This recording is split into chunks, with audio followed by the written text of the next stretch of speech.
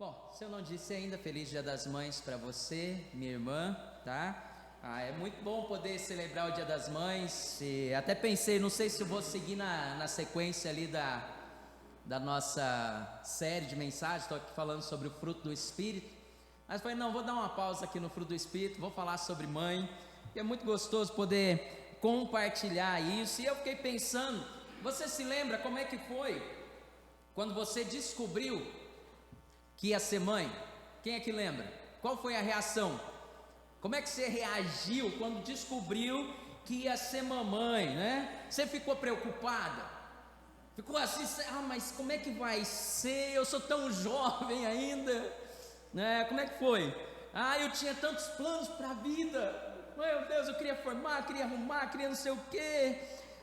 Eu não sei se eu vou conseguir. Foi essa a sua situação? Você ficou preocupada com essa questão? Ou você ficou aí desesperado? Meu Deus, estou grávida. E agora? A gente ganha tão pouco para sustentar uma criança, é tão caro uma criança. Esse mundo é tão difícil, como é que a gente vai fazer? Foi assim que foi a sua reação? Tablet, me ajuda, não paga não. Ou será que a sua reação foi ficar feliz? Foi essa a sua reação? Curtiu o momento ali, festejou com o benzão. Tô grávida. Eu lembro quando a Silvia falou que estava grávida, foi uma festa. Já tinha passado 10 anos, irmãos, e a gente já estava naquele ponto de achar que a gente ia ficar sem filhos, né? E aí Deus nos agraciou e veio a Luísa, meu bebê. Foi essa sua situação, né? Você ficou feliz? Existem muitas expectativas, né? E que na hora da verdade, na hora que acontece, você tinha expectativas com relação ao seu bebê? Quais eram suas expectativas? Eu separei algumas aqui, né? Expectativa versus realidade aí. Sua expectativa assim, vou curtir a barriguinha, né? Aquele momento gostoso. Obrigado, filha. Mas chega aquele momento que você não vê a hora do bebê nascer, já não aguenta mais a barriga. Meu Deus do céu, esse peso carregando. A Ana foi 1 ano agora, né, Ana? Que nasceu a Julinha, né? Já quase 2 já, né? Será que você pensava assim, o bebê vai dormir tranquilo? Vai ser tudo tranquilo, mas só que não, né? Vai chegar o dia em que você vai perder as contas da noite que passou em claro, né? Você perde aquela expectativa e da amamentação, aquele momento único, você e seu filho, né? Mas que também vão ter as golfadas, os vômitos, você com aquele cheiro de queijo, hein? Talvez você pensou assim, meu bebê vai adorar legumes, vou dar um monte de legumes para eles, mas hoje é aquela luta para comer legumes. Não sei se foi assim com você. Não vejo a hora dele dizer mamãe, mas depois quando aprende a falar, não tem outra palavra mais para falar, né? Só fala mamãe, mamãe, mamãe, mamãe no dia inteiro, não para mais. E aí eu vi essa frase aí que eu achei muito legal. Essa sou eu, tentando ser mãe, esposa, faxineira, dona de casa, fitness, empreendedora, responder mensagens, cuidar da agenda, ignorar fofocas, dormir 8 horas por noite, me manter plena, né? Depois da gravidez, é bem isso aí que acontece. Mas você já parou para pensar o que a Bíblia fala sobre ser mãe? O que é ser mãe segundo a Bíblia? Segundo a Bíblia, ser mãe é um privilégio para a mulher. Gênesis 3:20 diz assim: o homem deu à mulher o nome de Eva por ser a mãe de todos os seres humanos. É um privilégio para você, mulher, ser mãe. Entenda, o único criador é Deus, e Ele deu para a mulher o privilégio de dentro dela criar um novo ser humano. É privilégio. Olha o que mais. A Bíblia diz que ser mãe é uma bênção para a mulher. É uma bênção. Herança do Senhor são os filhos. o fruto do ventre, o seu galardão. É uma bênção ser mãe. E filhos são bênção, tá bom? Não importa que, por mais arteiro que seja, é bênção de Deus. É bênção, sempre é bênção. Ser mãe, segundo a Bíblia, é uma alegria para a mulher. João 16:21 diz assim: a mulher, quando está para dar à luz, fica triste, porque chegou a sua hora, mas depois de nascida a criança, já não se lembra da aflição, pela alegria de ter trazido alguém ao mundo. É uma alegria, segundo a Bíblia, ser mãe. E não é só isso. Ser mãe também é compartilhado com aquelas que não são. O salmista, no Salmo 113, verso 9, diz assim: que o Senhor faz com que a estéril viva em família e seja alegre mãe de filhos. E nesses 10 anos que nós estávamos casados e não tínhamos filhos, essa era a nossa alegria. Poder compartilhar um pouco da maternidade, da paternidade de vocês, na igreja que a gente estava pastoreando. E isso trazia alegria para o nosso coração. Às vezes você vai pensar assim: mas não, isso é compartilhado. A Bíblia é fantástica. A Bíblia ela tem muitos exemplos de mãe. Nós poderíamos pregar aqui sobre Eva, Sara, Rebeca, Raquel, Joquebede, Ruth, Ana, Lloyd, Eunice, e tirar excelentes lições de cada um aqui. Aprender ricas e maravilhosas lições. Mas hoje eu quero falar sobre uma mãe especial. Eu quero falar sobre Maria. Uma mãe escolhida por Deus. Essa é Maria, a mãe de Jesus. Lucas capítulo 1, a partir do verso 26. Lucas capítulo 1, a partir do verso 26 até o verso 38. Está aqui na tela se você quiser acompanhar. Tá bom? Diz assim: no 6º mês, o anjo Gabriel foi enviado por Deus a uma cidade da Galileia, chamada Nazaré, a uma virgem que estava comprometida a casar com um homem da casa de Davi, cujo nome era José. A virgem se chamava Maria. E aproximando-se dela, o anjo disse: salve, agraciada, o Senhor está com você. Ela, porém, ao ouvir esta palavra, perturbou-se muito e pôs-se a pensar no que poderia significar essa saudação. Mas o anjo lhe disse: não tenha medo, Maria, porque você foi abençoada por Deus. Você ficará grávida e dará à luz um filho, a quem chamará pelo nome de Jesus. Este será grande e será chamado Filho do Altíssimo. Deus, o Senhor, lhe dará o trono de Davi, seu pai. Ele reinará para sempre sobre a casa de Jacó, e o seu reinado não terá fim. Então Maria disse ao anjo: como será isto, se eu nunca tive relações com homem algum? O anjo respondeu: o Espírito Santo virá sobre você, e o poder do Altíssimo a envolverá com a sua sombra. Por isso, também o ente santo que há de nascer será chamado Filho de Deus. Isabel, sua parenta, igualmente está grávida, apesar de sua idade já avançada, sendo este já o 6º mês de gestação para aquela que diziam ser estéril. Porque para Deus não há nada impossível. Então Maria disse: aqui está a serva do Senhor, que aconteça comigo conforme a sua palavra. Então o anjo foi embora. Que texto maravilhoso, né? E nos fala sobre Maria. Então, muitas pessoas aí falam que a igreja evangélica não valoriza Maria. Nós valorizamos Maria e damos a ela um lugar de honra, porque ela foi uma mãe escolhida por Deus, para que por ela nascesse Jesus.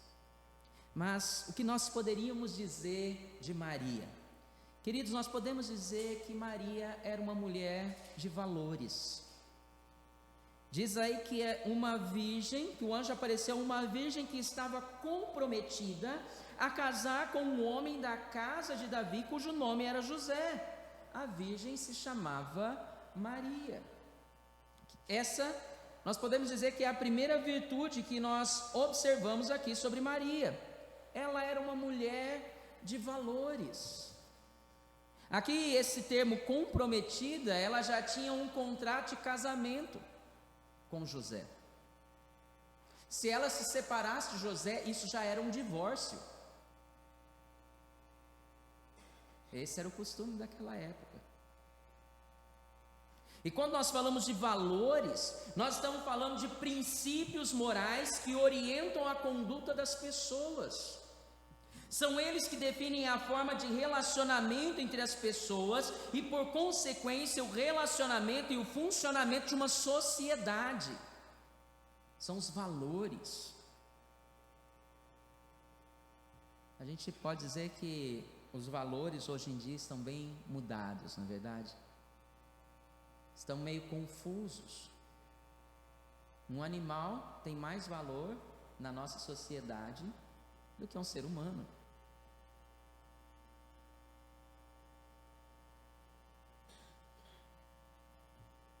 Sabe, queridos, quando nós olhamos aqui para Maria, Maria era uma mulher de valores. Os valores de Maria não estavam baseados no que a sociedade da sua época ditava, não estava baseada em seus próprios pensamentos ou desejos, mas os seus valores eram firmados no que a palavra de Deus dizia. E é isso que nós precisamos entender, irmãos, que os nossos valores não devem estar firmados nos valores que a sociedade tem, mas os valores em que a Bíblia estabelece. E hoje, nos nossos dias, há um conflito muito grande naquilo que a Bíblia estabelece como valor e o mundo estabelece como valor. E o que eu vejo é que muitos cristãos estão seguindo os valores que o mundo estabelece, abrindo mão dos valores que a Bíblia deixa, que a Bíblia estabelece. Maria era uma mulher comprometida com os valores estabelecidos por Deus em sua palavra. Esse compromisso se via na sua forma de se portar, de falar, de agir, de pensar. E nesse curto texto a gente pode notar isso em Maria.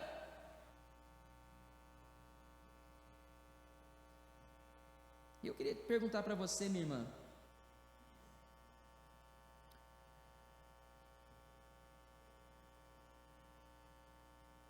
eu queria dizer para você, que são os valores que você estabeleceu para a sua vida, que determinam o seu valor.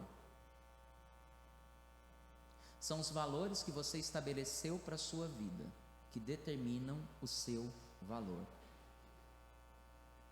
Então, cuidado com os valores que você tem colocado e tem estabelecido. Como diz o texto de Provérbios 31:10, mulher virtuosa, quem a achará? O seu valor muito excede o de finas joias. Porque, como a gente pode notar na sequência do texto aqui, o valor dessa mulher não está baseado na beleza, não está baseado na força dela, ou na utilidade que ela tem. Os valores dela, os valores que ela estabeleceu para direcionar a sua vida são outros. Estão baseados na vontade de Deus. E nós podemos dizer que Maria foi uma mãe segundo o coração de Deus, porque ela tinha fundamentado a sua vida nos valores estabelecidos por Deus. Poderíamos ficar aqui a noite inteira falando sobre valores e dando uma lista completa de valores, mas o valor principal é colocar Deus em primeiro lugar, a palavra de Deus como sua regra de fé e de vida. Mas Maria também era uma mulher humilde. O texto diz assim: aproximando-se dela, o anjo disse: salve, agraciada, o Senhor está com você. Ela, porém, ao ouvir esta palavra, perturbou-se muito e pôs-se a pensar no que poderia significar esta saudação. Sabe, irmãos, é notório aqui a humildade no coração de Maria. O anjo a chama de agraciada, de favorecida. Ela, uma moça pobre,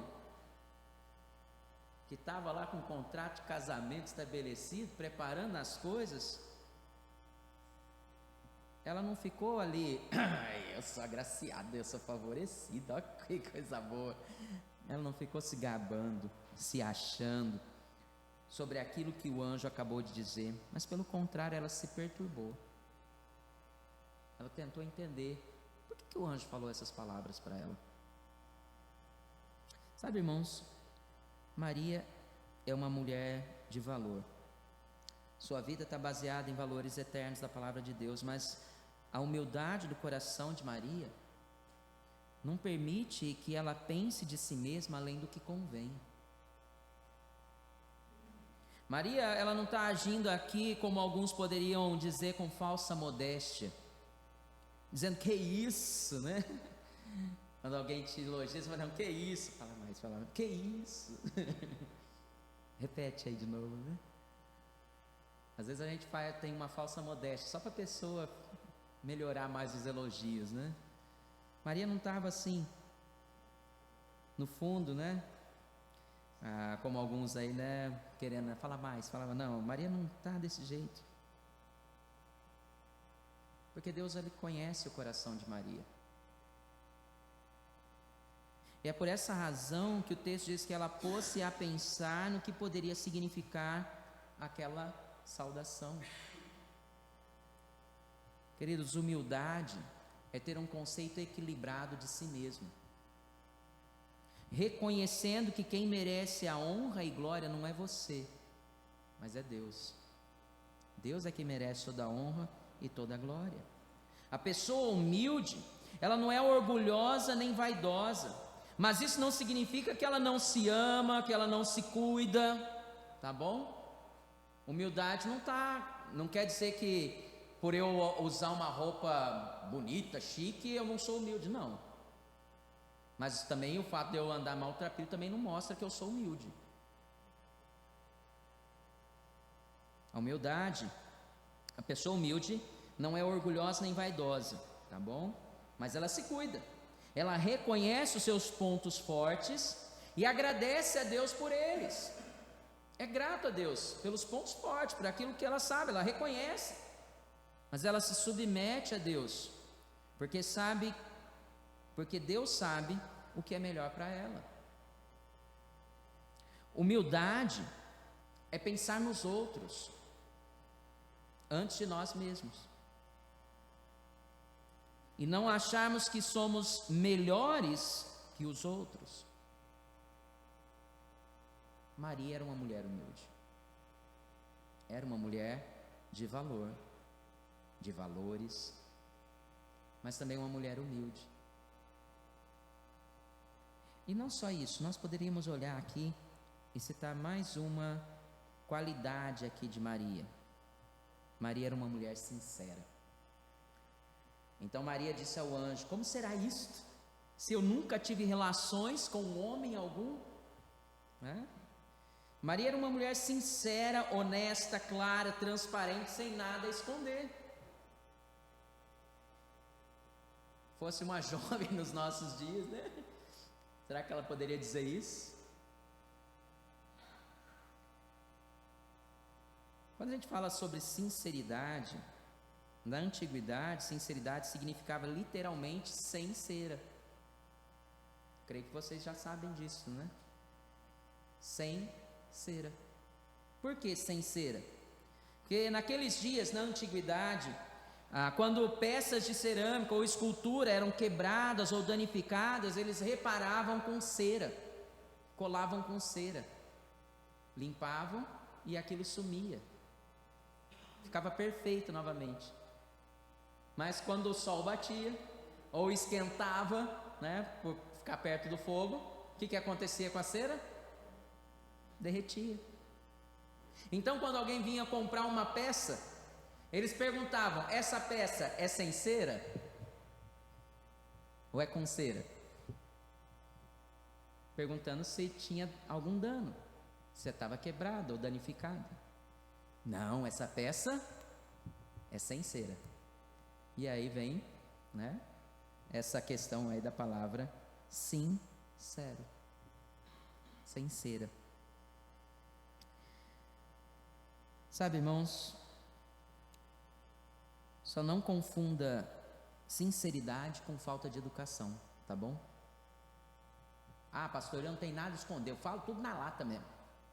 Doa quem doer.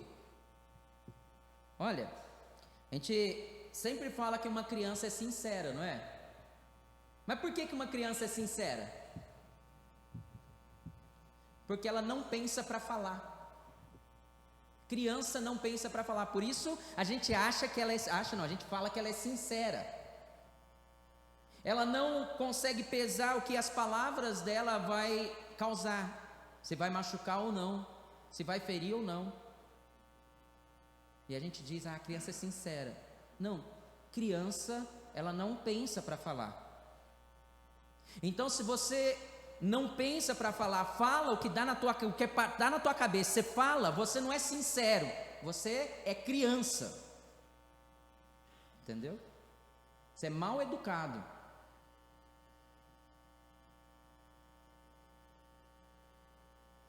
A ciência, ela diz que a partir dos 4 anos que as conexões da junção temporoparietal do giro frontal inferior começam a amadurecer. Olha, pesquisei isso aí. Interessante, né? Até parece que eu sei tudo isso. Não, pesquiso tudo isso aí, irmão. Mas o que isso tem a ver, pastor? É o lugar do cérebro onde você, onde os pensamentos, responsável pelos pensamentos abstratos. Então, uma criança, ela começa a desenvolver o entendimento abstrato, ou a parte do cérebro que ajuda você a entender o pensamento abstrato, começa a desenvolver a partir dos 4 anos. E o que é o pensamento abstrato? É esse entender o sentimento do outro, porque para ela só entende o real, sabe, o palpável. Ela não consegue entender o abstrato. Por isso ela fala o que pensa. Maria, ela era uma mulher sincera com relação a si mesma. Ela declarou para o anjo, ela falou assim: ué, como é que vai ser isso? Eu não sei, eu nunca tive relação com homem nenhum. Eu sei que para engravidar precisa ter relação com um homem, mas eu nunca tive. E o Senhor está falando que eu vou ficar grávida. E aí, como é que vai ser isso? Ela não se escondeu, ela foi sincera no que ela sabia, no que ela não sabia. Ela foi sincera na sua vida. Ela falou: eu nunca tive relação sexual com nenhum homem.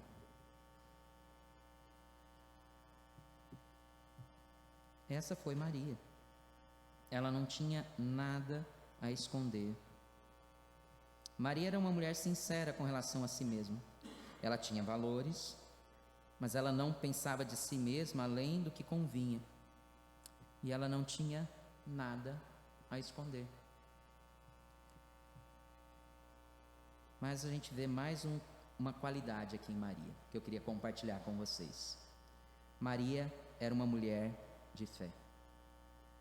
Ela declarou, então, o texto diz, então Maria disse: aqui está a serva do Senhor, que aconteça comigo conforme a sua palavra. Maria era uma mulher de fé. E que fé ela tinha, não era verdade? Não é verdade? Que fé essa mulher teve? Está aqui.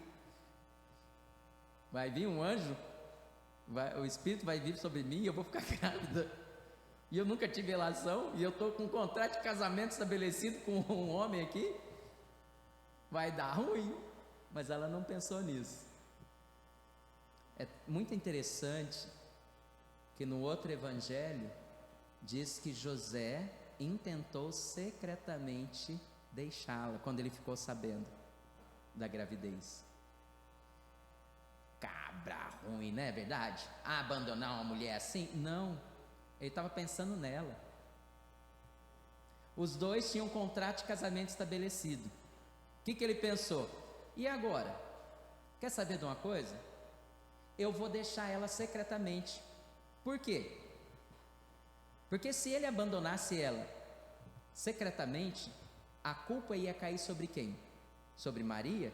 A Maria adulterou? Não, a culpa ia cair sobre José. Ele estava assumindo a culpa, para que Maria ficasse bem, para que Maria ficasse cuidada. Porque sabe qual seria a pena para ela? Apedrejamento. Apedrejamento. E aí ele pensa, eu vou deixar ela, porque aí quem vai ficar ruim na história sou eu. Maria vai ficar bem. Mas o anjo veio até José e conversou com ele. Pode receber Maria, ela não fez nada de errado não. Ela está gerando, o que ela está gerando é do Espírito. E então ele se casa com Maria. Mas sabe, irmãos, olha a resposta que Maria dá. Aqui está a serva do Senhor, que aconteça comigo conforme a sua palavra. Diante de tudo o que o anjo Gabriel falou para Maria, ela não ficou com dúvidas, ela não titubeou, ela creu, ela se entregou, ela se lançou no projeto de Deus. Faça-se, aconteça comigo o que Deus estabeleceu. É isso que Deus quer, é isso que eu quero, é isso que eu vou fazer. Pode abaixar um pouquinho meu microfone aqui. O escritor aos Hebreus, no capítulo 10, verso 38 e 39, ele diz assim: mas o meu justo viverá pela fé, e se retroceder, dele a minha alma não se alegrará. Nós, porém, não somos dos que retrocedem para a perdição, mas somos da fé para a preservação da alma. E no capítulo 11, no verso 1, o autor aos Hebreus diz assim: ora, a fé é a certeza das coisas que se esperam, a convicção de fatos que se não veem. E quando você chega no verso 6, ele diz assim: que sem fé é impossível agradar a Deus. Sem fé é impossível agradar a Deus. E ali no capítulo 11, o autor aos Hebreus, ele fala sobre diversos personagens bíblicos que viveram pela fé. E no capítulo 12, ele se volta para os leitores e diz assim: portanto também nós, visto que temos a rodear-nos tão grande nuvem de testemunhas, livremo-nos de todo o peso e do pecado que tão firmemente se apega a nós, e corramos com perseverança a carreira que nos está proposta, olhando firmemente para o autor e consumador da fé, Jesus, o qual, em troca da alegria que lhe estava proposta, suportou a cruz, sem se importar com a vergonha, e agora está sentado à direita do trono de Deus. Portanto, pensem naquele que suportou tamanha oposição dos pecadores contra si mesmo, para que vocês não se cansem nem se desanimem. Sabe, minha irmã, meu irmão, você não precisa esperar que o anjo Gabriel venha falar para você viver aquilo que Deus quer, viver de uma forma que agrada a Deus. Você não precisa esperar isso. Quem tem fé vive aquilo que Deus planejou. Vive.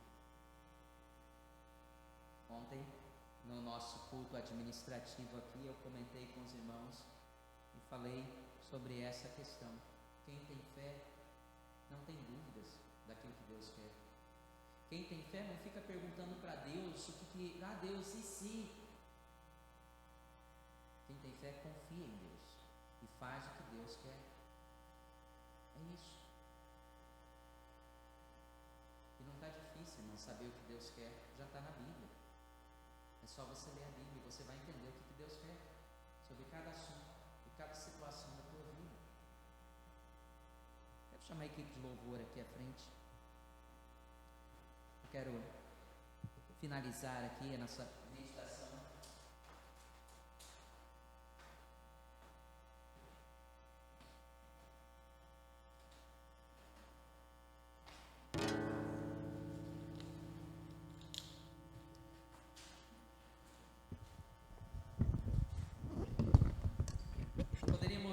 falar muito mais sobre Maria, falar sobre outras qualidades de Maria, sobre como ela era carinhosa, atenciosa, amorosa, cuidadosa, generosa. Poderíamos falar sobre várias outras qualidades de Maria. Mas talvez você, mãe, vai estar se perguntando aí: tá bom, pastor, como é que eu posso ser uma mãe que agrada o coração de Deus, assim como Maria foi? Como eu posso viver isso? Criar filhos não é uma tarefa fácil, não é verdade? Quem acha que é uma tarefa fácil? Criar filhos. Não é fácil. Não é fácil hoje e não foi fácil em nenhum período da história, tá bom? Não pense que no passado era mais fácil. Não era. Cada época trouxe os seus desafios. E para Maria também não foi diferente. Imagina a tarefa que Maria teve, as dificuldades que ela enfrentou. Ela foi mãe de Jesus. Imagina só. Mas veja qual foi a reação dela. Os versos 46 a 45. Texto conhecido como Magnificat, o canto de Maria. Preste atenção nas palavras desse cântico. Diz assim: a minha alma engrandece ao Senhor, e o meu espírito se alegrou em Deus, meu Salvador, porque Ele atentou para a humildade da sua serva. Pois desde agora todas as gerações me considerarão bem-aventurada, porque o Poderoso me fez grandes coisas. Santo é o seu nome. A sua misericórdia vai de geração em geração sobre os que o temem. Agiu com seu braço valorosamente, dispersou os que no coração alimentavam pensamentos soberbos, derrubou dos seus tronos os poderosos e exaltou os humildes, encheu de bens os famintos e despediu vazios os ricos, amparou Israel seu servo, a fim de lembrar-se da sua misericórdia a favor de Abraão e de sua descendência para sempre, como havia prometido aos nossos pais. Querida irmã, para ser uma mãe que agrada a Deus não é difícil. Você precisa aprender a confiar em Deus. Confie em Deus. Confie a sua vida a Deus. Cada momento, cada situação, coloque nas mãos do Senhor. Dependa exclusivamente de Deus para ser feliz. No momento que você estiver triste, tá? Nas suas lutas, dependa exclusivamente de Deus. Não fique esperando a gratidão dos seus filhos, do seu marido. Pode acontecer que ele não te agradeça, não venha alcançar, sabe, a fazer aquilo que você espera. Mas entenda, Deus nunca vai te deixar nem te desamparar. Amém? Dependa exclusivamente, busque em Deus a direção, porque Ele sabe de todas as coisas. Ele é onisciente, onipotente, onipresente. Ele vai te ajudar. Então busque nele a direção. Ore, leia a sua Bíblia, busque a presença de Deus, entregue a Ele o seu lar, a sua família, entregue nas mãos de Deus. E como a gente falou no primeiro, confie, entregue e confie. Aquele filho que dá trabalho, aquela filha descabeçada, entregue nas mãos de Deus. Mas também aquele filho, gente boa, aquela menina top 10, coloque nas mãos de Deus e confie.